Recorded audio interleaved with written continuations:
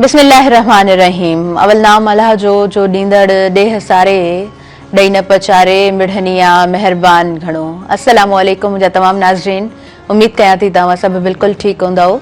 खोड़ सारी दुआऊं अवां सभिनीनि जे लाइ, नेक तमन्नाऊं अवां सभिनीनि जे लाइ। ऐं अवां जी पंहिंजी मेज़बान ताहिरा जो हुयो ऐं प्रोग्राम अवां जो पंहिंजो सुबुह मेहराण ऐं साण खणी मौजूदु आहियां। Have a good morning. सुबुह जो सलाम अवां सभिनीनि खे सुबुह मेहराण जे हिन मंच तां, हिन अङण तां क़बूल पवे। नाज़रीन, ही मंच अवां जो पंहिंजो, ही अङण अवां जो पंहिंजो, इहो मां हमेशह चवंदी आहियां। ऐं इहो मां इन जे लाइ चवंदी आहियां छाकाणि त को बि डिस्कशन हुजे, को बि प्रोग्राम हुजे, को बि मंच हुजे ऐं कहिड़ी बि जॻह हुजे जिते का बि ॻाल्हि कई वेंदी आहे त उहा ॻाल्हि ॿुधण वारो, ज़ाहिरी ॻाल्हि आहे, क्राउड हूंदो आहे, उहे माण्हू हूंदा आहिनि, त उहो मंच जेको हूंदो आहे न, उहो मूंखे लॻंदो आहे त वाक़ई में उन्हनि माण्हुनि सां ई हूंदो आहे। ऐं इहा हक़ीक़त आहे बिल्कुलु। त नंढो बि कोई प्रोग्राम कंदा आहियो त अव्हां सोचंदा आहियो त असां वटि जेको आहे न हेतिरो क्राउड हुजणु खपे। का नंढी ट्रेनिंग बि पाण माना अरेंज कंदा आहियूं त असीं चवंदा आहियूं त हेतिरा असांखे ट्रेनिज़ घुरिजनि था ऐं उन जे लाइ पाण कोशिशूं कंदा आहियूं त बाबा हेतिरा असांखे माण्हू खपनि था जिन जे लाइ असीं कमु करे रहिया आहियूं। सो इहो ई रीज़न आहे त हीउ मंच तव्हांजो आहे, हीउ प्रोग्राम अव्हां जो आहे ऐं अव्हां जे लाइ ई आहे। नाज़रीन, असां सिंध जे मसइलनि ते ॻाल्हि कयूं त तमामु घणा असांखे मसइला नज़र अचनि था ऐं असां जेका उहा हिकु लिस्ट ठाहियूं न त उहा असांखे ॾाढी डिघी नज़र ईंदी आहे। सो रोज़ जा मामलात मसइला पंहिंजी जॻहि ते, पर हिन वक़्तु घणे खां घणो असां वटि हैदराबाद जी मां मिसाल जे तौर ते ॻाल्हि करियां थी त सिंध पब्लिक सर्विस कमीशन जो जेको ही एहतजाज थी रहियो आहे, नौजवाननि जो एहतजाज आहे ऐं बिल्कुलु जाइज़ आहे न त असां महिनत जेके कयूं था नौजवान, उन्हनि खे पंहिंजा हक़ कॾहिं मिलंदा, उन्हनि खे पंहिंजूं नौकरियूं छो कोन थियूं मिलनि, आख़िर असां केसीं ताईं सर्वाइव कंदा रहंदासीं ऐं माना जेको पढ़े बि नथो फॉर एग्ज़ाम्पल ऐं आराम सां हुनखे जेको आहे हिकिड़ो स्टेटस मिली थो वञे, जॉब मिली थी वञे, 5 ई आङुरियूं बराबरि त न आहिनि, पर नाइंसाफ़ी जिते आहे उते ज़रूरु उते सवाल करणु घुरिजे, उते मज़म्मत करणु घुरिजे ऐं उते जेको आहे न पंहिंजे हक़ जी ॻाल्हि ज़रूरु करणु घुरिजे। नाज़रीन, असां जेतिरनि बि मसइलनि ते नज़र विझूं था त असांखे ज़ाहिरी ॻाल्हि आहे उन्हनि मसइलनि जा जेके हल आहिनि उहे धुंधला नज़र अचनि था, पर ईअं बिल्कुलु बि न आहे त उहे हल असां वटि मौजूदु न आहिनि। सो गॾियल कोशिश सां ऐं गॾियल जुस्तजू सां बि कुझु मसइला जेको आहे न उहे ज़रूरु हल थींदा आहिनि ऐं उमेद कयूं था त असां जंहिं मसइलनि जे लाइ कोशिशि थींदे ॾिसूं था उहे मसइला हल ज़रूरु थियनि।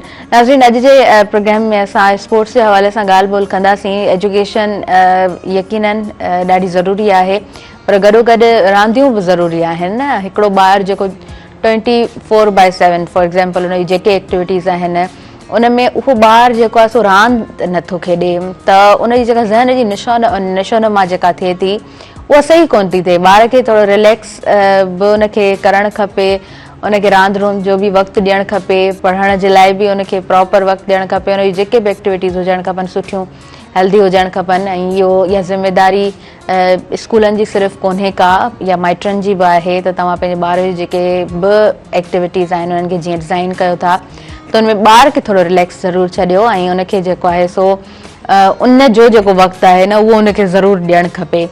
नाज़रीन, ही ऑगस्ट जो महीनो आहे ऐं अॼु 11 ऑगस्ट आहे। अॼु काल्ह 10 ऑगस्ट हुई। सो अॼु ऐं वरी सुभाणे 2 ॾींहं गुज़रंदा त 14 ऑगस्ट आहे, 14 ऑगस्ट। उन हवाले सां बि यकीननि असां प्रोग्राम कंदासीं ऐं उहो प्रोग्राम ज़ाहिरी ॻाल्हि आहे 14 ऑगस्ट जे हवाले सां ई हूंदो। सो उहा बि हिकु जेको आहे सो ख़ूबसूरत ट्रांसमिशन अव्हां ताईं पहुचंदी। हिन वक़्तु आयल जेके मुअज़्ज़िज़ महिमान असां वटि मौजूदु आहिनि उन्हनि जो मां तारीफ़ कराइणु चाहींदमि। उन्हनि जो तालुक़ु जेको आहे उहो स्पोर्ट्स सां आहे ऐं उन्हनि जो जेके बि एक्टिविटीज़ असां ॾिसंदा आहियूं तमामु सुठियूं हुजनि थियूं। ऐं असां मेहरान टेलीविज़न ते वेठा हूंदा आहियूं त मां हमेशह चवंदी आहियां त पाण मेहरान टीवी जो हिसो बि आहिनि and he is well educated. ॾाढे सुठे अंदाज़ में पाण ॻाल्हाइनि था।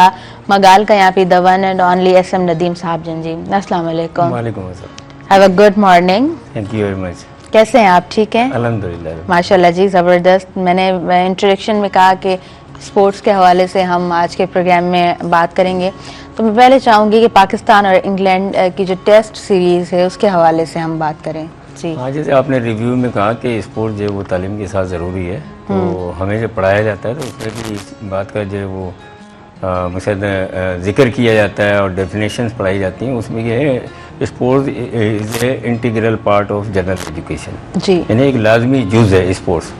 तो अब हम आते हैं जो आपने सवाल मुझसे पूछा पाकिस्तान और इंग्लैंड का, तो ये काफ़ी तवील एक हिस्ट्री है। जब से पाकिस्तान बना 1947 में, उसके बाद जो वो पाकिस्तान ने 1954 में जो वो इंग्लैंड का दौरा किया, जी और हालांकि पाकिस्तान हार गया था। पाकिस्तान नया मुल्क था, तैयारियां काफ़ी चीज़ें ये वो कमी बेशियाँ थी, तो वो उसकी वजह से पाकिस्तान हार गया।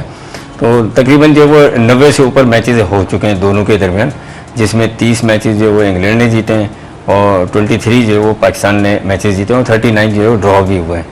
तो ज़्यादातर जो रेशो है वो ड्रॉ होने का है। और जो लास्ट सीरीज हुई थी वो पाकिस्तान में हुई थी 2024-25 में, उसमें जो वो पाकिस्तान ने इंग्लैंड को जो वो शिकस्त दी थी। तो अब ये देखते हैं, पाकिस्तान की टीम गई है बाबर आजम की कप्तानी में।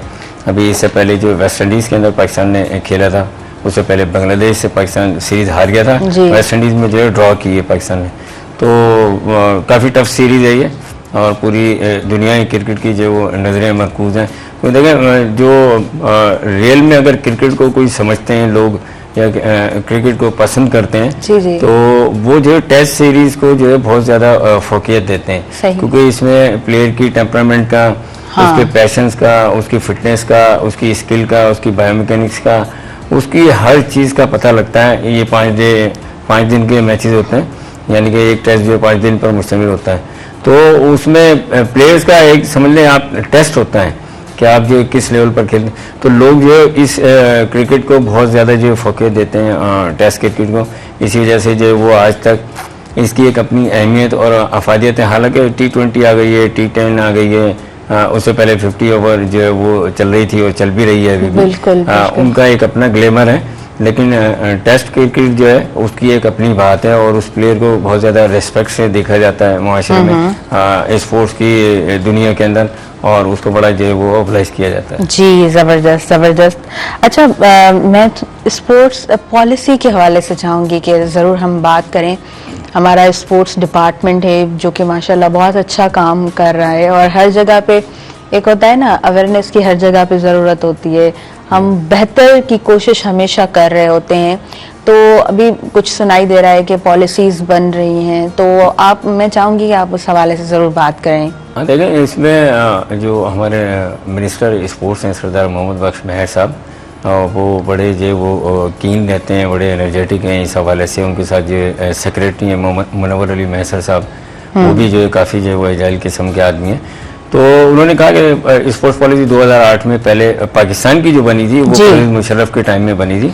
परवेज़ मुशर्रफ जो पाकिस्तान के सदर थे उस टाइम, तो उस टाइम पर ये स्पोर्ट्स पॉलिसी बनी थी, और उसी पॉलिसी को जो है सूबों के अंदर लागू किया गया था।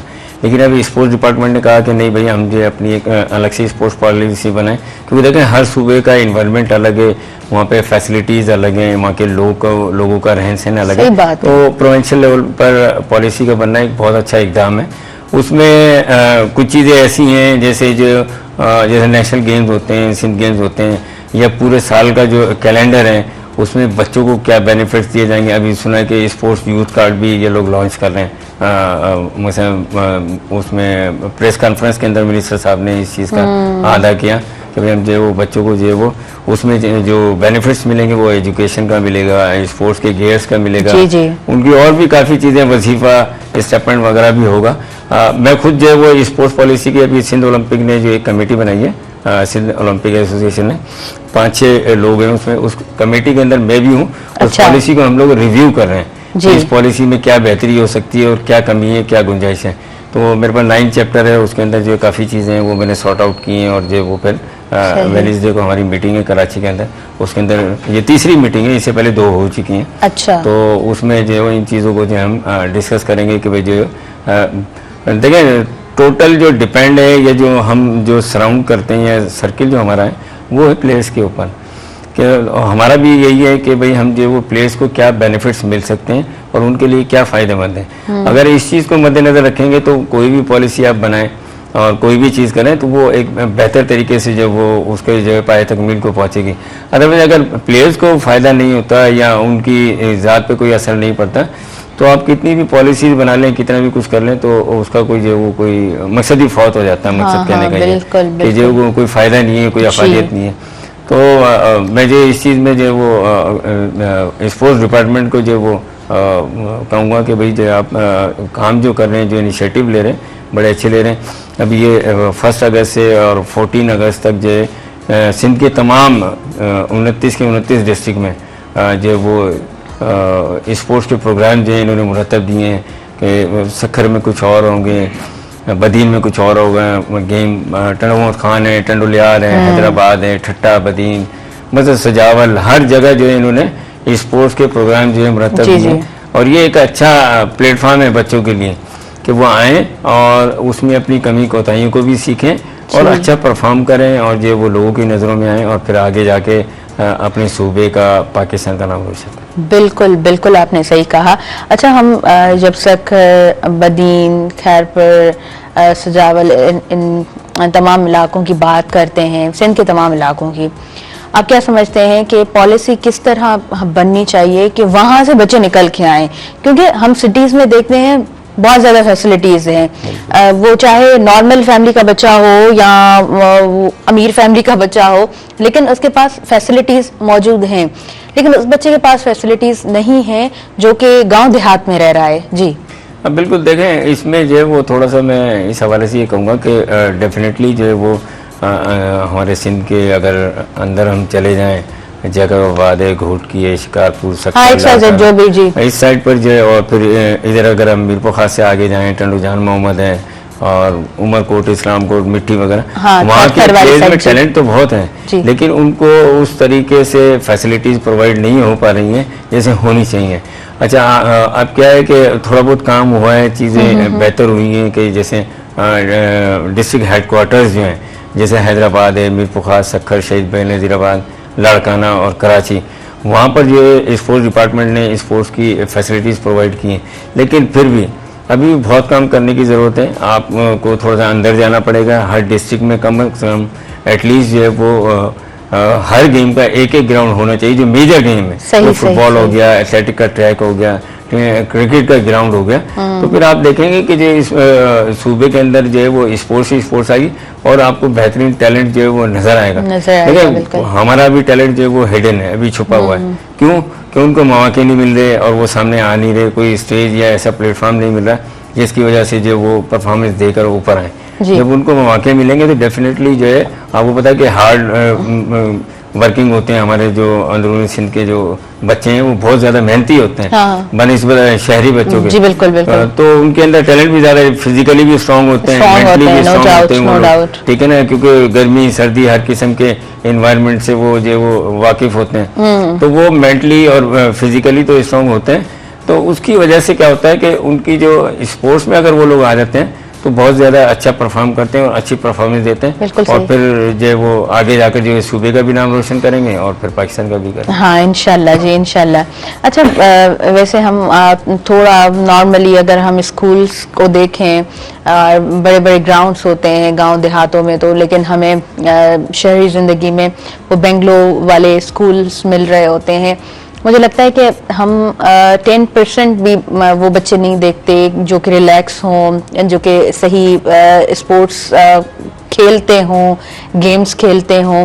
बस स्कूल और ट्यूशन पे जाना है और रिलीजियस एजुकेशन हासिल करनी है। जी हाँ, बस यही होता है ना, एक सर्किल के अंदर बच्चा घूम रहा होता है।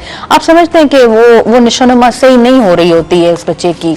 बिल्कुल ऐसे ही है। देखिए, बच्चों को एक तो एजुकेशन का इतना बर्डन आ गया है बच्चों के ऊपर कि उनके अगर बैग आप देखें तो वो मकसद आधा मन का तो बैग होता है उनका। हाँ, बिल्कुल। 20 किलो से ऊपर का उसका वजन होता है। बिल्कुल। तो वो बच्चे जो वो बर्डन जो वो घर से ही लेकर चलते हैं, और फिर आप चले जाएं स्कूल के अंदर तो छोटे छोटे, जैसे आपने कहा कि बेंगलोर के अंदर स्कूल बने हुए हैं, ठीक है, स्मॉल एरिया एक्टिविटीज़ होती है, प्रॉपर एक डिसिप्लिन वाली, या जिसे आप कहते हैं कि स्पोर्ट्स एक जो होते हैं ना फुल फ्लैश स्पोर्ट्स वो नहीं हो पाती। वो जो है एक क्लास है उसमें छोटी मोटी एक्टिविटी करवा दी, कोई रिक्रिएशनल एक्टिविटी करवा दी, मतलब प्रॉपर आपकी जो एक फिजिकली जो कहते हैं ना कि परफॉर्मेंस वो नज़र नहीं आती। बिल्कुल। तो उसकी वजह से डेफिनेटली बच्चे जो है वो लैकिंग करते हैं, उनकी जहनी और जिस्मानी दोनों नशोनुमा पे फर्क पड़ता है। तो अब कुछ बच्चे ऐसे होते हैं जो अकेडमीज ज्वाइन कर लेते हैं, वो इसी वजह से करते हैं कि स्कूल में या उनकी दरसगाह के अंदर जो है वो इस तरीके से सहूलतें मुहैया नहीं होती हैं, ग्राउंड नहीं होते हैं, जिसकी वजह से जो ये मामलात होते हैं। आने वाले वक्त में अब कुछ लगता है कि जो वो जैसे स्कूल्स हैं या प्राइवेट स्कूल्स हैं उनके लिए कवानीन भी मुरतब किए गए, उसमें लगता है कि जैसे अभी आजकल ट्रेंड चला हुआ है कि जो ये एक 3-4 दिन का जो वो स्पोर्ट्स वीक मना लेते हैं, ठीक है ना, उधर लेकर जाते हैं बच्चों को, पूरे साल में एक ये एक्टिविटी तो नजर आती है। हाँ। तो इसमें कुछ ज़्यादा जो है इजाफा हो रहा है आने वाले वक्त में ना, कि भाई जो वो हर स्कूल जो क्या करता है कि वो स्पोर्ट्स पे इतना फोकस नहीं करता है, सिर्फ ये कि वो स्पोर्ट्स वीक मना लिया, 4-5 दिन की जो है एक्टिविटीज़ करवा दी और पूरे साल समझ लें उनके स्पोर्ट्स हो गए। पेरेंट्स भी खुश हो जाते हैं कि हमारे बच्चे ने कुछ जीत लिया, मेडल ले लिया, ट्रॉफी ले ली, और जो वो स्कूल की एडमिशन, हाँ वो कहती है भाई बहुत अच्छा चल रहा है सब कुछ। लेकिन ऐसा नहीं होना चाहिए, रेगुलर बेसिस पे क्लासेस होनी चाहिए बच्चों की, स्पोर्ट्स की, पीई की क्लासेस, और फिर ही जाके जो वो देखें एक दिन के अंदर कोई भी जो वो चैंपियन भी नहीं बनता है और उसकी कोई किसी किस्म की जो वो इम्प्रूवमेंट भी नहीं आती। तो वो ये साल लगता है एक अच्छा प्लेयर बनने के लिए, तकरीबन 2 से 3 साल लग जाते हैं। तो हम ये नहीं कहते कि आप अच्छे प्लेयर बनाएं या पाकिस्तान के लिए सर्व करें, कम से कम अच्छे देखें स्पोर्ट्स जो है ना वो काफ़ी कुछ सिखाती है बच्चों को, ठीक है ना। सबसे पहले तो हारना सिखाती है कि आप हारते हैं तो आपको फील कैसा, हार जीत का फर्क सिखाती है ना, बिल्कुल ये फर्क सिखाती है। फिर उसके बाद आपके अंदर पैशन आता है, ठीक है ना, कि आप जो वो हर चीज को एब्जॉर्व करना सीखते हैं। और आजकल के बच्चे को देखें तो कोई पेशेंस लेवल हमें नजर नहीं आ रहा होता, बच्चा बहुत ज्यादा जज्बाती होता है, रिएक्टिव होता है, उसको नहीं पता कि मतलब चीजों को एक्सेप्ट हम कैसे करें। तो ये तमाम चीजें हम स्पोर्ट्स से ही सीख रहे होते हैं। बिल्कुल, देखें आजकल का बच्चा जो है वो ज्यादातर आपको मोबाइल पे नजर आता है। हाँ, बिल्कुल। अच्छा, मोबाइल पे वो रिएक्ट कर रहा होता है, जो है ना, वो जैसे देख रहा होता है तो उसके रिएक्शन माइंड के अंदर चीजें चल रही होती हैं। अच्छा, उसका रिएक्शन उसकी आम लाइफ पर भी आता है। जैसे माहौल में रहता है, वो मोबाइल देख रहा है 6 से 8 घंटे डेली, अगर मोबाइल देख रहा है तो उसका रिएक्शन आपको उसकी बातों में, उसके वे ऑफ वर्किंग में, उसके हर चीज में नजर आएगा। तो ये सबसे पहले तो हम बच्चों को जो है वो मोबाइल से लिमिटेड कर दें, यानी कि काम की चीजें हैं उनकी, डेफिनेटली उसका फायदा भी है मोबाइल का, ये नहीं कि नुकसान ही नुकसान है, फायदा भी है, काफ़ी चीज़ें सीखता है बच्चा, कि भाई जो वो होम ट्यूशन ले सकता है, बैठे बैठे घर के ऊपर जो प्रिपरेशन कर सकता है, किसी भी एग्ज़ाम की, CSS की कर लें, SPSC की कर लें, आप किसी भी एग्ज़ाम की तैयारी कर लें, सब मवाद आपको जो है मोबाइल के थ्रू मिल जाता है। लेकिन आपको स्पोर्ट्स के लिए भी जो है वो टाइम निकालना पड़ेगा। जो आपने बात की है कि बिल्कुल जो वो स्पोर्ट्स एक्टिविटी की वजह से बच्चों के अंदर काफ़ी जो वो चेंज आता है, तब्दीली आती है, ठीक है ना, उनके अंदर डिसीजन मेकिंग अच्छी हो जाती है, कि फैसला साजी सही बात है, मतलब राइट टाइम पे राइट डिसीजन कैसे लिया जाए, वो चीज जो है बचपन से ही आ रही होती है।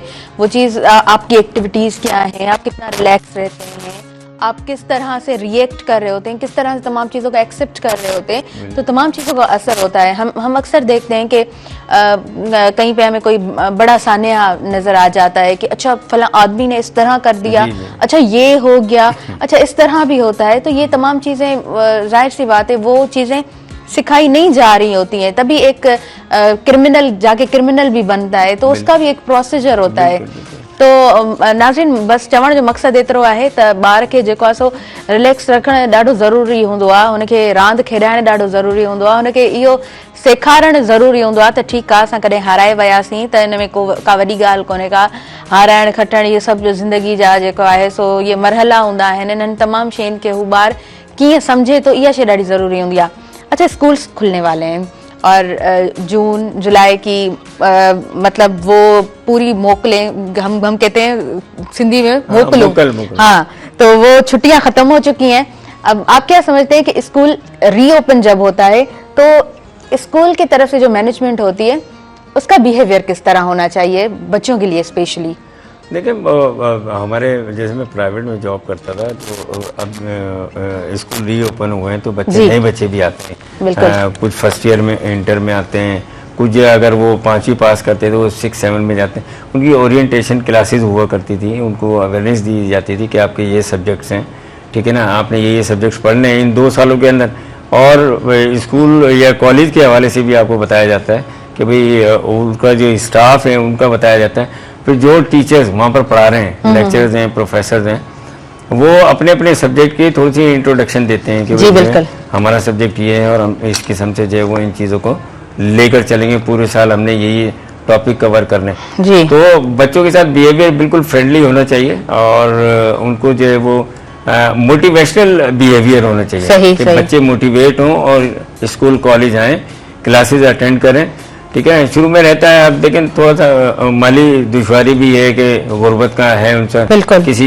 किसी बच्चे की यूनिफॉर्म का इशू होता है, किसी की किताब का इशू होता है, ऐसा ही है। किसी का कोई इशू है, तो इन इश्यूज को भी लेकर चलना होता है। तो उसमें थोड़ा सा जो है वो लीलियंसी दें, रियायत दें बच्चों को, और जो बच्चों को एक फ्रेंडली और मोटिवेशनल एनवायरनमेंट में लेकर चलें ताकि उनका दिल करे क्लासेस में आने का, पढ़ने का और मेहनत करने का। बिल्कुल बिल्कुल, आपने सही कहा। और हम अक्सर सोशल मीडिया पे हम देख रहे होते हैं कि बाहर के मुल्कों में स्कूलिंग जो होती है वो बड़ी अच्छी होती है। बच्चा चाह रहा होता है कि मैं स्कूल जाऊं, उसे इंतजार होता है दूसरे दिन का कि मुझे स्कूल जाना है। वहाँ की एक्टिविटीज़ इस तरह डिज़ाइन की हुई होती हैं। हमारे यहाँ वही जो सिस्टम है पुराना हम लेके चल रहे हैं। आप समझते हैं इसको थोड़ा चेंज करने की ज़रूरत है? देखें, हम जो है वो एजुकेशन के मामले में अगर मैं स्कूल लेवल की बात करता हूँ तो वहाँ पे उस तरीके से बच्चों को एजुकेशन या फिजिकल एक्टिविटी कह लें आप, जी वो दे नहीं पा रहे हैं सही, जैसी होनी चाहिए। अच्छा, फिर वो उसकी कई वजूहत हैं।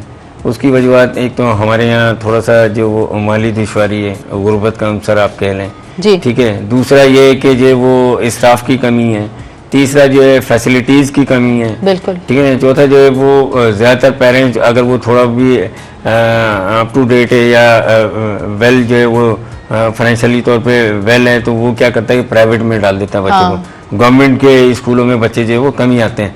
लेकिन मैं आपको बताऊं कि जैसे अब मेरा ताल्लुक कॉलेज से है, अभी हमारे सेक्रेटरी हैं नदीमुर रहमान मेमन साहब, ठीक है ना, मेरे अपने गाँव के ही हैं, तो मैं उनको पर्सनली भी जानता हूँ और मुलाकातें भी होती रहती हैं।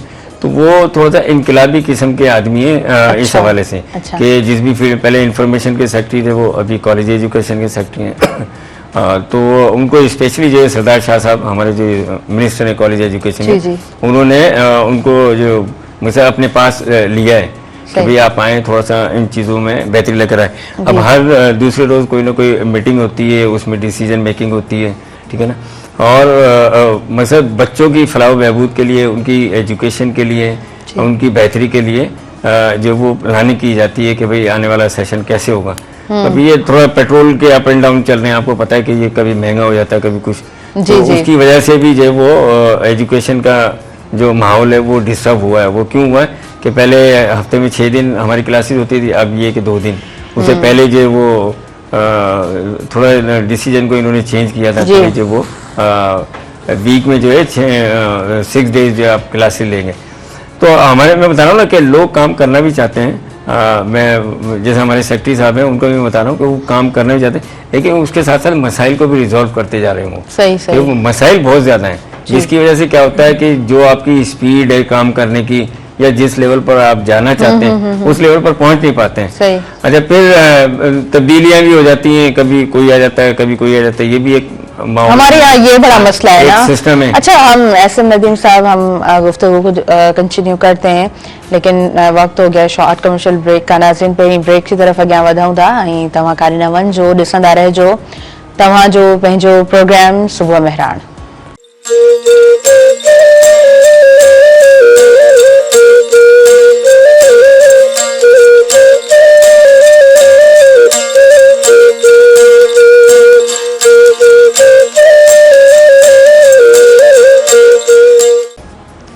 नाज़रीन, सभिनी ॾिसंदड़नि खे आउं ॿीहर वेलकम चवां थी अवांजे पंहिंजे प्रोग्राम सुबुह मेहरान में।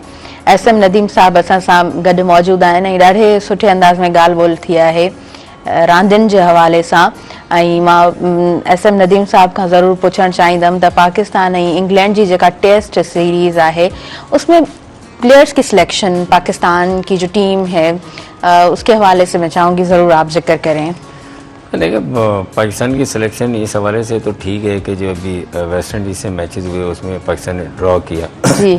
लेकिन मैं अगर सिंध के हवाले से बात करूं कि हमारे जो सिंध के प्लेयर्स हैं उनको जो है वो मतलब कराची से हटके जो सिंध है उसकी मैं बात करूं, कराची तो एक बड़ा शहर है, बड़ा सिटी है, उसकी एक अपनी मकसद वर्थ है क्रिकेट के पॉइंट ऑफ व्यू से।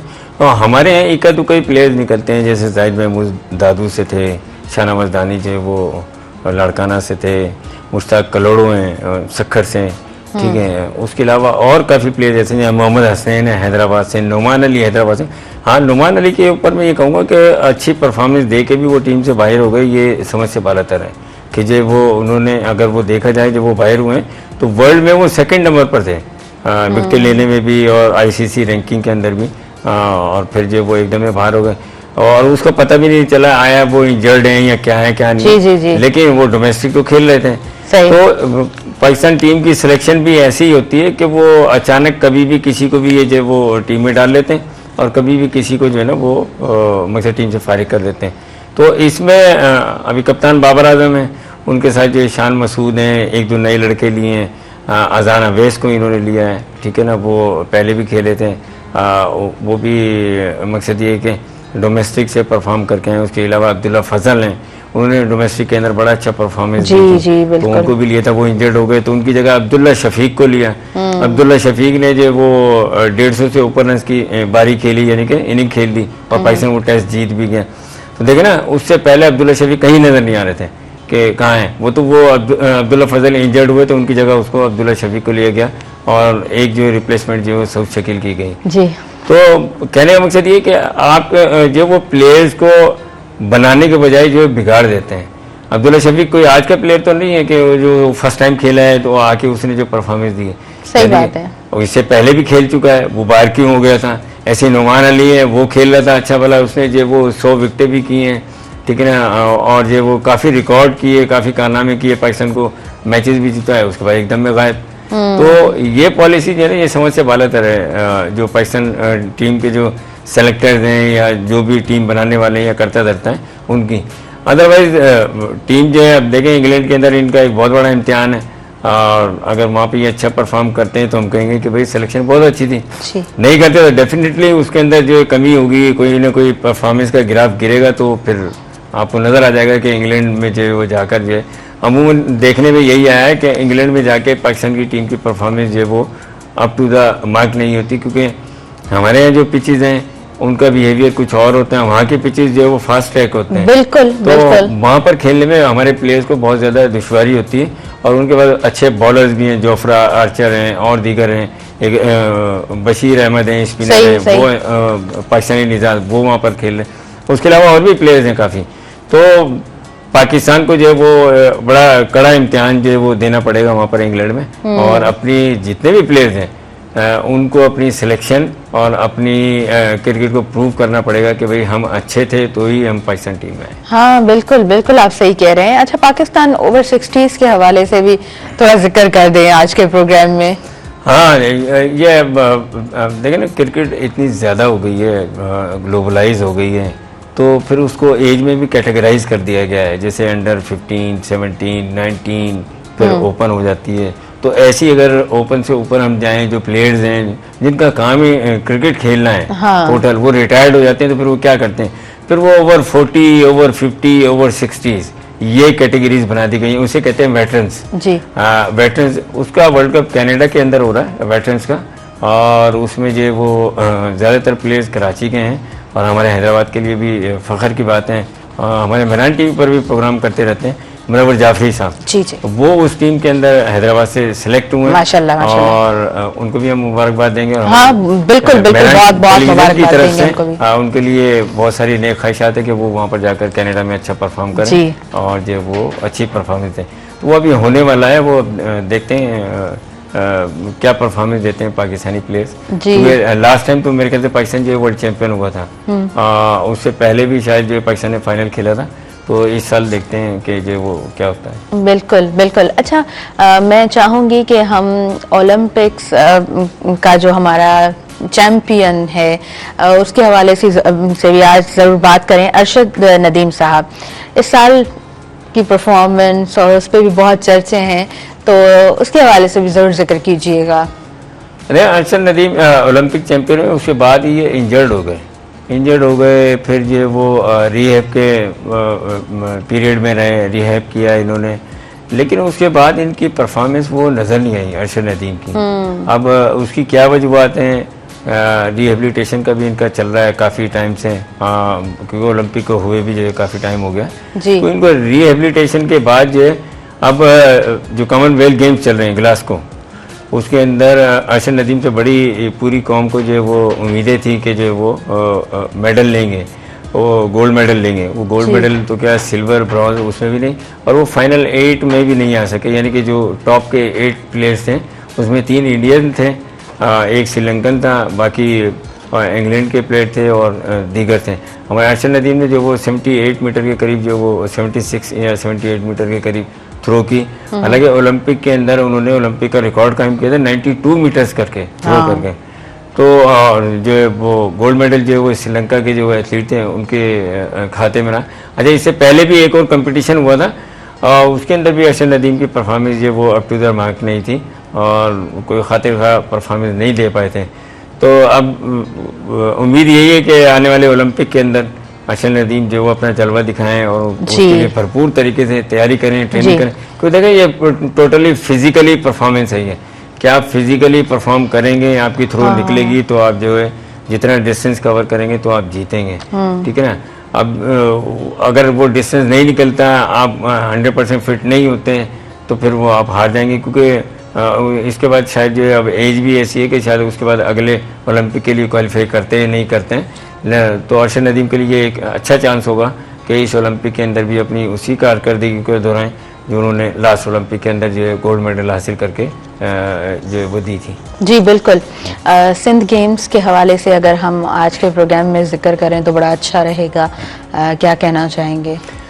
सिंध गेम या स्पोर्ट्स डिपार्टमेंट जो है वो उनकी तरफ से भी जो है वो सुनने में आया है। फिर हमारी लास्ट मीटिंग भी थी, तो उसमें हमारे जो सिंध ओलंपिक एसोसिएशन के सेक्रेटरी अहमद अली राजपूत साहब, तो उन्होंने भी ये कहा कि जो सितंबर या अक्टूबर के अंदर सिंध गेम जो है वो होने हैं सखर में, क्योंकि ये टर्न वाइज होते हैं। सखर, हैदराबाद, कराची, लाड़काना, शहीद बेनज़ीराबाद में तो शायद मेरे ख्याल से अभी तक नहीं हुए हैं। जी। सखर में हुए हैं, लाड़काना में हुए हैं और मीरपुखास में भी हुए हैं, तो हैदराबाद में भी काफ़ी हुए हैं और कराची में भी।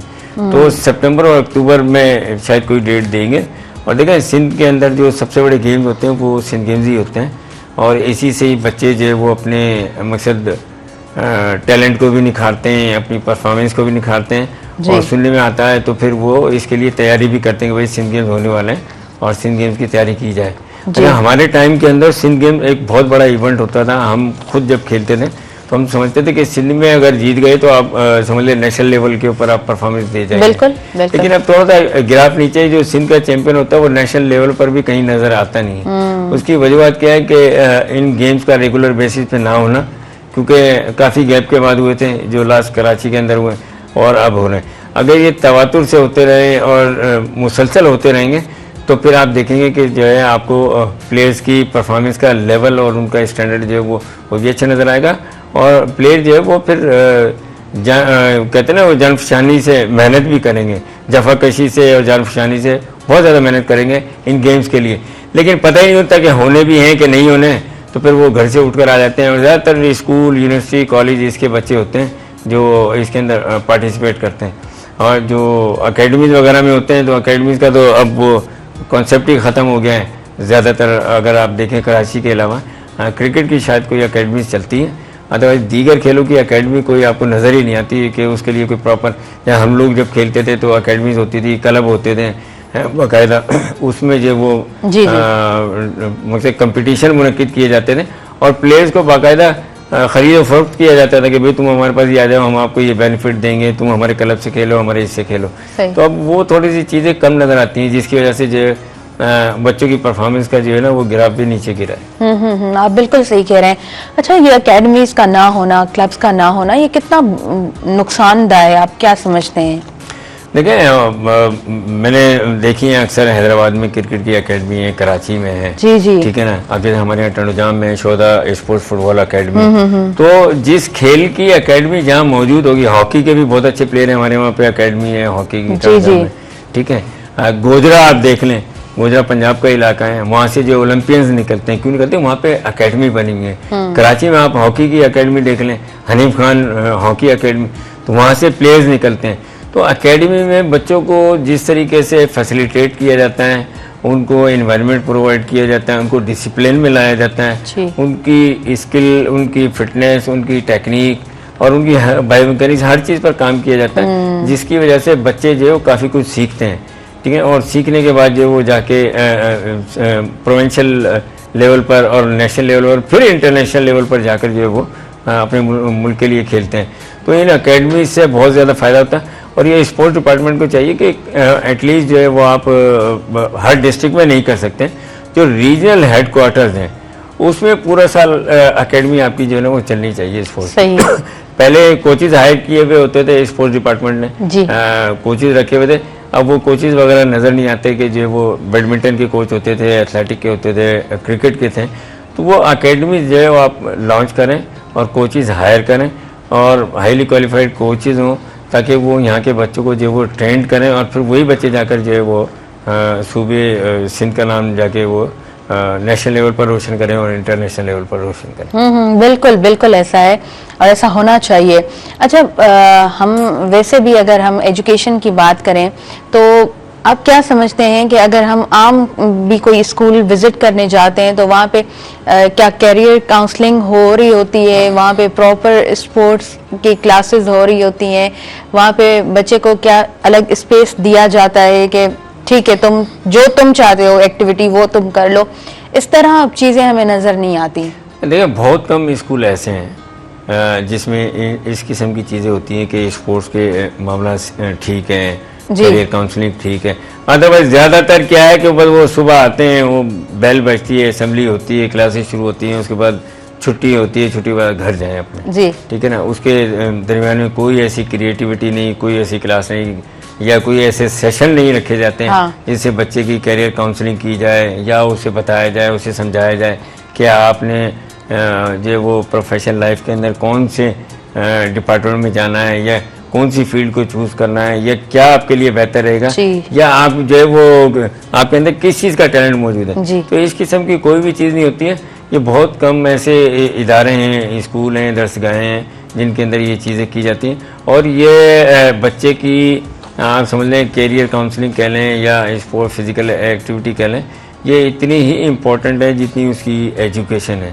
अगर इस पर भी काम किया जाए तो आप देखेंगे कि जो बच्चों को एक जो वो डायरेक्शन मिल जाती है कि भाई हमने अपनी जो प्रोफेशनल लाइफ जो वो कैसे स्टार्ट करनी है, हमने जो हायर एजुकेशन है वो कहाँ पर लेनी है, किस डायरेक्शन में जाना है, हमने कौन सी फैकल्टी, कौन सी एजुकेशन की लाइन हमने अडॉप्ट करनी है जिसकी वजह से हमारा कैरियर बन सके। तो ये बहुत कम जगहों पर होता है ऐसा कि जो है वो आपको जो कैरियर काउंसलिंग की जाए या बच्चों को इस तरीके से जो है मोटिवेट किया जाए। सही सही। अच्छा, थोड़ा हेल्थ के हवाले से भी चाहूँगी कि प्रोग्राम में हम डिस्कस करें। जिस तरह आपने जिक्र किया कि गांव देहात का जो बच्चा होता है वो बहुत हमें फिट नज़र आ रहा होता है, वो बहुत हेल्दी होता है, उसके पीछे वजूहत कुछ ऐसी ही हैं कि वो अच्छा खा रहा होता है, सही टाइम पे सो रहा होता है। और हम आजकल देखें तो ओबेसिटी के बहुत ज़्यादा मसले, एक तो ख़ानदानी मोटापा होता है, लेकिन फूड जिस तरह हम ले रहे हैं तो हमें बच्चों में वो ओबेसिटी के प्रॉब्लम्स बहुत ज़्यादा नज़र आ रहे होते हैं। यहाँ भी तो हार्ट अटैक्स बच्चों का भी हम सुन रहे हैं, एक जो है वो ये बड़ी एक मैं समझती हूँ कि हाँ बहुत ज़्यादा। और इसके अलावा भी काफ़ी सारी ऐसी बीमारियाँ जो हम बहुत रेयर सुनते थे, कॉमनली अब हमें वो मिल रही हैं, कॉमनली वो केसेस मिल रहे हैं। तो आप क्या समझते हैं कि रूटीन किस तरह होनी चाहिए? देखिए रूटीन डेफिनेटली एक डिसिप्लिन रूटीन होनी चाहिए। अब जो आपने बच्चों की बात की है कि भाई जो वो मुख्तलिफ़ किस्म की बीमारियाँ, अच्छा कुछ ऐसी बीमारियाँ हैं जो हमने कभी ना ज़िंदगी में सुना और ना देखा, ना किसी ने बताया कि भाई ये भी कोई प्रॉब्लम होती हैं, वो भी चीज़ें आ रही हैं। उसकी वजूहत यही है कि हमारी बेरारवी, लागरपन, बेएहतियाती, ठीक है ना, हम बे टाइम खाना खाते हैं, मतलब कोई खाने का टाइम नहीं है हमारा, सोने का भी कोई टाइम नहीं है, ठीक है, सारी रात जागते हैं सुबह जो वो 4-5 बजे जाके सो जाते हैं। अच्छा, फिर हमें देखें अल्लाह पाक ने जो वो एक डिसिप्लिन दिया है और वो नमाज की पाबंदी का हमें जो है सबक दिया कि नमाज पढ़ें। वो उस नमाज के पढ़ने से हम जो है काफ़ी जो है ना अपनी लाइफ को अच्छे तरीके से गुजार सकते हैं, तरतीब दे सकते हैं। हाँ, तरतीब दे, डिसिप्लिन में आ सकते हैं। बिल्कुल। और नमाज जो 5 वक्त की नमाज है ना, वो बिल्कुल हमें डिसिप्लिन सिखाती है। उसमें हमारी सारी चीज़ें बेहतर हो सकती हैं कि हम टाइम से सोएंगे, ठीक है ना, टाइम से खाना खाएंगे, नमाज भी टाइम से पढ़ेंगे, ठीक है ना, हमारी बाउल हैबिट भी ठीक होगी। उसके अलावा हमने जो है वो और दीगर चीज़ों की भी पाबंदी करनी है, ठीक है ना। आप टाइम पे ड्यूटी पर पहुंच जाएंगे। अब यहाँ तो क्या होता है कि एक जो वो भागते भागते बैग उठा रहा है, उसने मोबाइल उठाया और ड्यूटी पे फिर भी जो वो ऑफिस में लेट हो जाते हैं, क्योंकि वो डिसिप्लिन हमारे अंदर नहीं रहा। तो उसकी वजह से और फिर ये जो बच्चों के अंदर जो जंक फूड और ये कहते हैं ना कि वो ओबेसिटी के जो वजूहात हैं, उसमें सबसे बड़ी वजह जो है वो ओवर ईटिंग है। यानी कि कुछ बच्चे ऐसे होते हैं, ये बहुत बड़ा मसला है कि मुसलसल खा रहे होते हैं। यानी कि आपने आधे घंटे पहले खाया, उसके बाद फिर थोड़ी देर बाद कुछ और खा लिया, फिर उसके थोड़ी देर बाद कुछ और खा लिया, कुछ और खा लिया। तो और एक तो ये वजह, फिर दूसरा मुरगन ग़िज़ाएं, यानी कि आप देखेंगे कि वो मुरगन ग़िज़ाएं और हैवी कैलोरीज वाले जो वो मकसद फूड यूज करते हैं, जिसकी वजह से क्या होता है कि हमारी ऑयली चीज़ें हैं। अच्छा, फिर उससे हमारे अंदरूनी चीज़ों पर भी फ़र्क पड़ता है, यानी जो हमारे सिस्टम्स हैं जितने, उन पर भी फ़र्क पड़ता है। ये सबसे बड़ी वजूहत ये है कि भाई आप जो वो डिसिप्लिन बनाएं, ठीक है। सुबह टाइम से उठें, अपना नाश्ता टाइम पर करें, दोपहर की नमाज से पहले दोपहर का खाना खा लें, रात का खाना मगरिब के फ़ौरन बाद खा लें, ठीक है ना। आप देखें आपकी बेहतरीन लाइफ होगी। अदरवाइज़ आपकी तबीयत में एक बोझलपन, एक अजीब सी थकावट, गिरी गिरी सी तबीयत, यही रहेगा। उसकी वजह क्या है कि हमारी कोई भी चीज़ सेट नहीं होती। जी जी। अच्छा, वैसे भी ऐसे नदीम साहब अगर हम सोचें तो ओवर ईटिंग बहुत ही एक बुरी हैबिट है। कभी कभी होता है ना, हम भी खा लेते हैं ना, कुछ ज़्यादा खा लिया तो एक भारीपन फील हो रहा होता है। और अगर दोने वाले, वैसे भी हमारे आपने मजहबी पॉइंट ऑफ व्यू से जो बातें की है, दोने वाले इंसान कम खाता है ना तो बड़ा एक्टिव खुद को महसूस करता है, हल्का हल्का भी रहता है। हाँ, तो ये मसले हमारे यहाँ बहुत ज्यादा हैं। ओवरनाइट जो है वो फूड डोर स्टेप पे आ रहा है, एक कॉल कर ली, फूड पांडा, XYZ जो भी चीजें हैं आप मंगवा लेते हैं। कोई रूटीन नहीं है, कोई तरतीब नहीं है, कोई डिसिप्लिन नहीं है।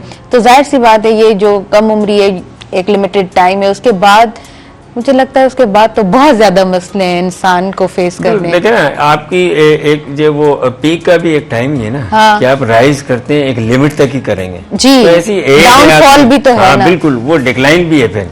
तो आपकी एज है 35 तक आप जाते हैं, ठीक है ना, 30 तक आप जो राइज करते हैं, 28-30 तक, उसके बाद 28-30 से लेकर 35 तक, या मैक्सिमम आप लगा ले 40 तक आप मेंटेन करते हैं चीजों को।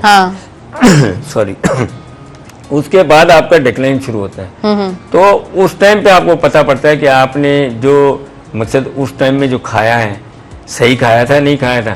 फिर आपके जो फिजिकल एफिशिएंसी है, आपके जो सिस्टम्स हैं, वो भी जवाब देना शुरू हो जाते हैं, उनमें भी प्रॉब्लम जो है वो निकलना शुरू हो जाती हैं। सही बात है। तो उस टाइम को सिक्योर करने के लिए आपने जो ये नौमरी का टाइम, जवानी का टाइम, और फिर जो एक जो मेच्योर होता है बंदा, यानी कि 30 ईयर्स का हो जाता है, 40 का होता है, वो टाइम एक अच्छा गुजारना है। तो फिर आप जो है जाके 50 साल के बाद भी एक अच्छी ज़िंदगी गुजारेंगे।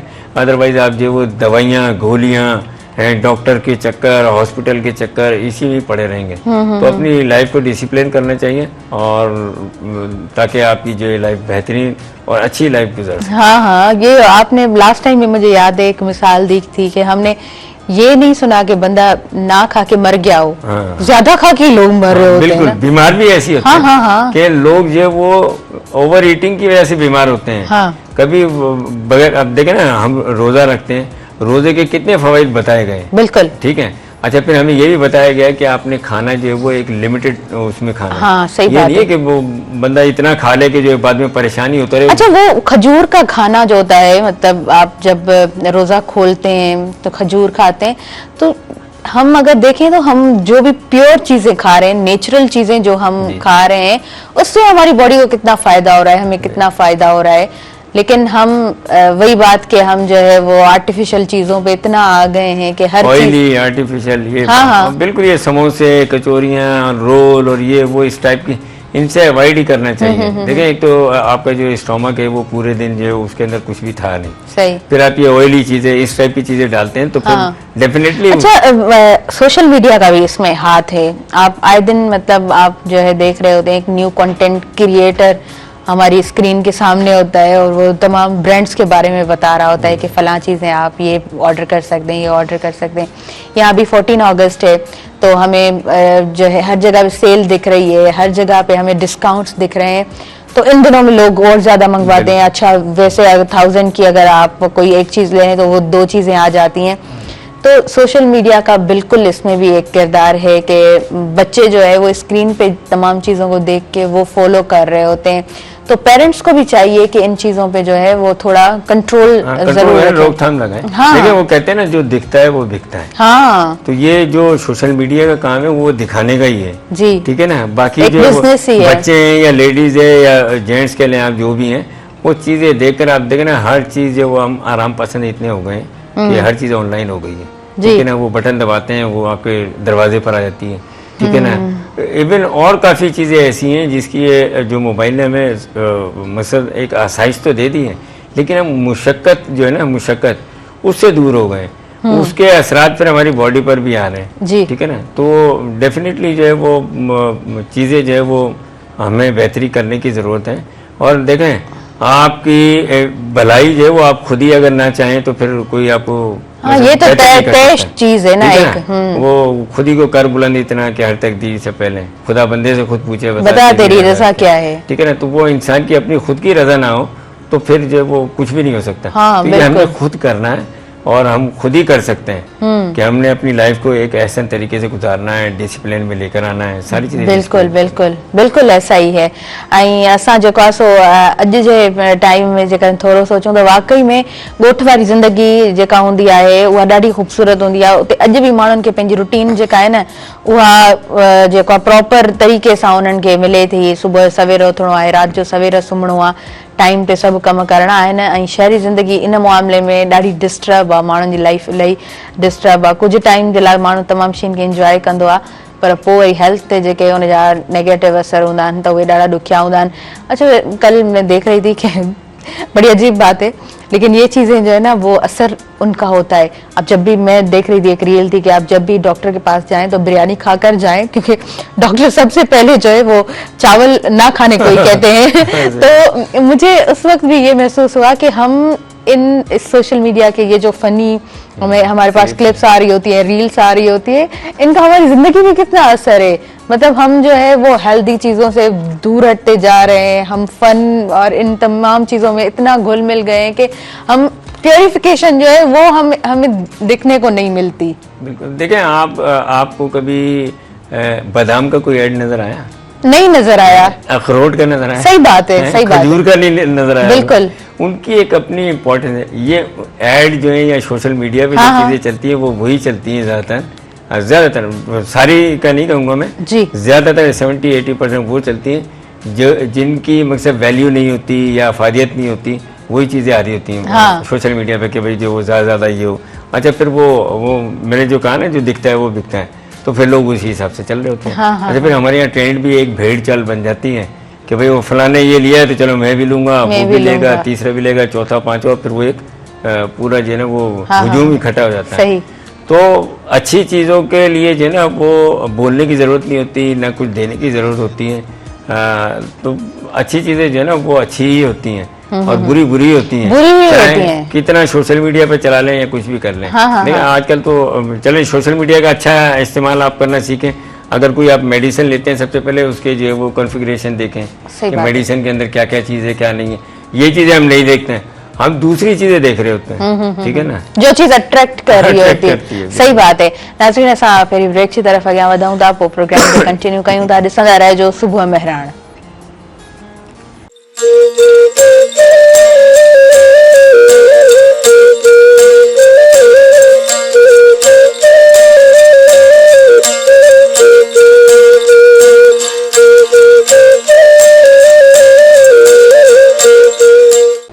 नाज़रीन सभिनी ॾिसंदड़नि खे आउं ॿीहर वेलकम चवां थी तव्हांजे पंहिंजे प्रोग्राम सुबुह मेहरान में।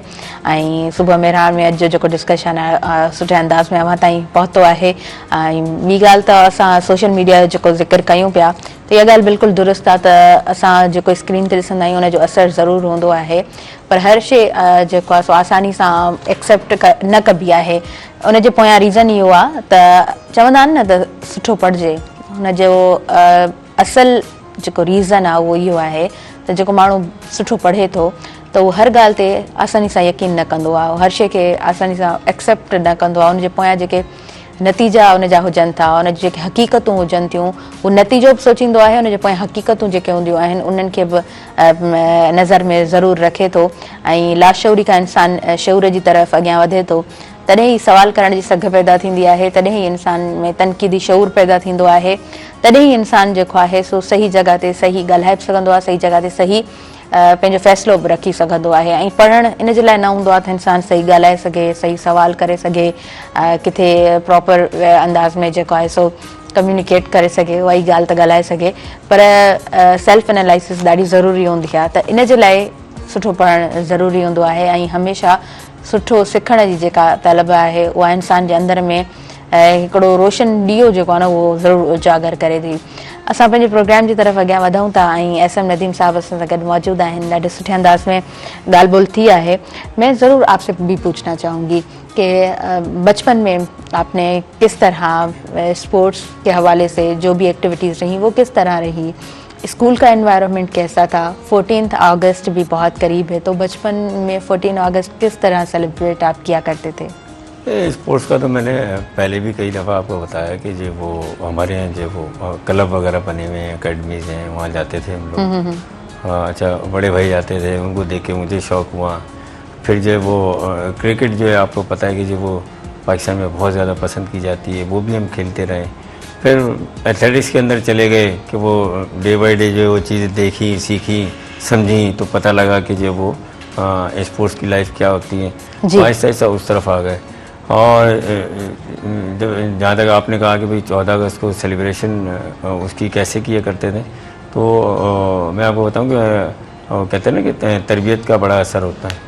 तो हमारे घर में जो है हमारी वालदा ने हमारी तरबियत ही ऐसी की, वालिद ने वालदा ने कि वो शुरू से ही जो वो पाकिस्तान का फ्लैग उसको देखना, उसको चूमना, उसको संभाल के रखना, बस एक झंडे एक रेस्पेक्ट, हाँ बहुत ज्यादा रेस्पेक्ट वाला एक उनसर था और है अभी तक अल्हम्दुलिल्लाह कि जो वो पाकिस्तान सबसे पहले पाकिस्तान है। और 14 अगस्त पर जो वो पहले बड़े बड़े प्रोग्राम हुआ करते थे हमारे स्कूल में, डिबेट्स के मुकाबले होते थे, नगमे हुआ करते, लेकिन उनमें ज़्यादातर पार्टिसिपेट नहीं करते थे। स्पोर्ट्स की कोई एक्टिविटी होती थी या कोई मकसद फेस्टिवल मैच रख दिया है किसी गेम का, तो वो ज़रूर हम लोग खेला करते थे। अदरवाइज जो वो इतना जो है ना वो ये डिबेट्स हो गए, स्पीचेस हो गई या मिली नगमे हो गए, इनके लिए अलग लोग थे। तो हमारी हाँ जाहिर सी बात है, वो कैटेगरीज भी तो होती है ना, एक बच्चे स्पोर्ट्स के लिए, एक बच्चे बहुत एक्टिव होते हैं, मतलब इंटरेस्ट के हवाले से।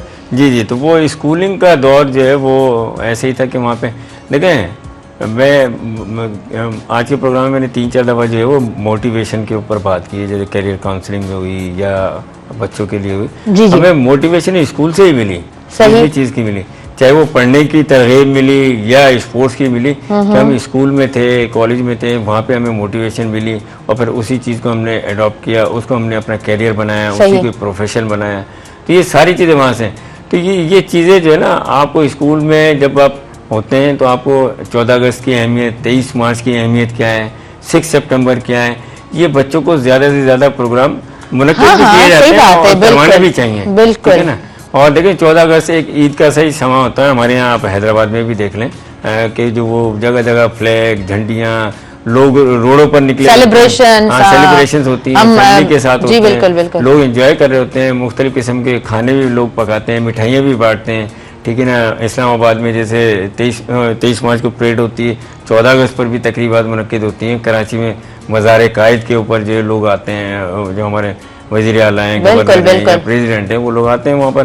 तो एक जो ईद का समय होता है और बहुत बड़ा दिन है 14 अगस्त, हमारी आज़ादी का दिन है, जिसमें हमारे जो लाखों लोगों ने जो स्टार्ट से लेकर जब से ये मूवमेंट शुरू हुई और उसके बाद तक जो वो मसा अपनी जो वो मेहनत की, लगन की, फिर कुछ लोगों ने जाने कुर्बान की, जिसकी वजह से ये पाकिस्तान बना। और दुआ है कि अल्लाह ताला जो इसको ता कायम दायम रखे, जिंदाबाद रखे, पाइंदाबाद रखे। जी अच्छा, हम जून जुलाई में भी हमने प्रोग्राम्स किए हैं और मैंने आपसे तब भी पूछा था कि जब भी घूमने का आप सोचते हैं तो क्या माइंड में आता है, क्योंकि अगर हम देखें वैसे भी प्रोफेशनल लाइफ को तो इतना हर कोई इंसान मसरूफ़ है कि उसे वक्त नहीं मिल रहा होता है कि वो अपने लिए वक्त निकाले, फैमिली के साथ कहीं 15-20 दिन जाए, क्योंकि पीछे भी बहुत सारे मामलात होते हैं।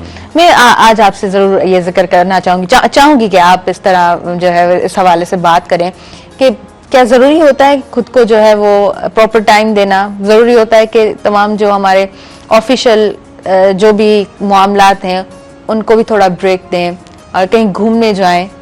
हाँ बिल्कुल, देखें डेफिनेटली ये इंसानी फितरत है कि आप एक चीज़ रूटीन डेली बेसिस पर कर रहे हैं तो उससे उकताहट का शिकार हो जाते हैं। तो हमें रिफ्रेश चाहिए होता है। और रिफ्रेश क्या होता है, ये हमारा पॉज जो आता है कि आप कहीं घूमने जाते हैं या कोई पार्टी अटेंड करते हैं या गैदरिंग करते हैं, ठीक है ना, कोई छोटी मोटी जगह पे चले जाएं, फैमिली के साथ चले जाएं, तो वो जो पॉज आता है या जो वो रिफ्रेश का टाइम होता है ना, आप बिल्कुल जो है ना वो दोबारा से अपने काम पर फोकस भी करते हैं। सही। और चीज़ें भी आपके जो है ना वो बेहतरी की तरफ जाती हैं। अदरवाइज आप देख लें एक ही रूटीन, ये इंसानी फितरत है, नेचुरल है ये कि आप एक चीज़ मुसलसल करें, उसकी ना तो वो अहमियत रहती है, ना जो है उस पर इतना फोकस रहता है और बेजारियत सी हो जाती है। तो आपको घूमने फिरना ये सारी चीज़ें जो, वैसे आप तो इस मामले में मुझे लगता है कि लकी तो हैं आप, क्योंकि आपकी जो जिस तरह से जॉब है और ओवरऑल पाकिस्तान में आपका डिफरेंट जगहों पे जाना, और सिर्फ पाकिस्तान में ही नहीं आप बाहर भी गए हैं काफ़ी दफ़ा, आपका एक्सपीरियंस कैसा रहा है? देखो, मैंने पाकिस्तान का कोई ऐसा शहर होगा जो शायद मैंने ना देखा हो, ठीक है ना। साल में 3-4-5 मरतबा तो हम जो लाहौर इस्लामाबाद जाते हैं, उसके अलावा दीगर शहर हैं, पेशावर, कोयटा, डेरा इसमें मैं नाम गिनवाऊँ तो एक लंबी चौड़ी फहरिस्त है, पता नहीं कहाँ कहाँ गए, ऐसी जगह गए कि जो शायद लोगों को नाम भी नहीं पता होंगे। उस्ता मोहम्मद और पशीन और पता नहीं कहाँ चमन, ऐसी जगह पर हम लोग गए। तो ये सारा स्पोर्ट्स की वजह से है। अच्छा, ट्रैवलिंग जो है ना वो आपको सिखाती भी है, ठीक है ना। सफ़र में जो इंसान सीखता है ना, जो सबक लेता है, वो शायद किसी में दरसगाह पे नहीं मिलता। कि आपको अच्छे बुरे की तमीज़ आती है, सफ़र किस तरह करना है। अच्छा, सफ़र कहते हैं कि वो जो कितना ही आरामदेह क्यों ना हो, लेकिन उसकी एक थकान, उसकी सफ़र फिर भी सफ़र होता है, वो ज़रूर होती है। तो वो सारी चीज़ें बेयर करता है जी। तो जो जैसे मैंने शुरू में कहा आपको कि एक ही रूटीन में चलना और मुसलसल, तो हमारे साथ ये सफ़र वाला मामला है कि हमारी रूटीन सफ़र वाली बहुत ज़्यादा है, तो हम तो बेजार हो जाते हैं, ठीक है ना। वो कभी कभी का होता है ना, तो वैसे जिंदगी भी एक सफर ही है ना। हाँ बिल्कुल जी। तो कभी कभी का होता है तो वो एक चार्मफुल होता है कि उसके अंदर चार्म होता है, लेकिन डेली बेसिस पे आप अगर ट्रेवल कर रहे हैं या हर दूसरे तीसरे हफ्ते कर रहे हैं लंबा सफर, तो फिर वो आपके लिए थोड़ा सा, हाँ स्टार्टिंग में तो जाहिर सी बात है वो एक्साइटमेंट होती है, लेकिन आराम आराम से इंसान बेजार हो जाता है, क्योंकि इंसान थोड़ा बहुत कंफर्ट जरूर चाहता है। अच्छा नाज़रीन, असांजी वक्त जो घड़ी वधीक इजाज़त ॾियनि नथियूं, लास्ट में आपसे मैसेज लेंगे, क्या मैसेज देंगे आप? आज जो प्रोग्राम का हमारा कंक्लूजन है वो यही है कि ज़्यादातर हमने फोकस किया है कि भाई जो इंसान की सेहत और ये सारी चीज़ें, तो खुदा के लिए आप लोग जो डिसिप्लिन रहें और अपनी रात की नींद ज़रूर पूरी करें। डॉक्टर्स भी कहते हैं, हम भी कहते हैं कि अपनी नींद जो पूरी करें, खाना टाइम पर खाएं और एक अच्छी लाइफ गुजारें। ज़बरदस्त, बहुत खूबसूरत message. Thank you so much for your valuable time. आप आए, आपने हमें टाइम दिया। नाज़रीन, एक स्टॉप प्रोग्राम तव्हां ताईं पहुचाइण जी भरपूर कोशिश हुई। मुंहिंजी समूरी टीम जी मूंखे ॾींदो इजाज़त ऐं मुंहिंजी समूरी टीम खे इजाज़त ॾींदो ऐं मुंहिंजे आयल मुअज़्ज़िज़ महिमान एस नदीम साहब जिन खे इजाज़त ॾींदो। पंहिंजे दुआउनि में भरपूर रखंदो यादि। अल्लाह निगहबान।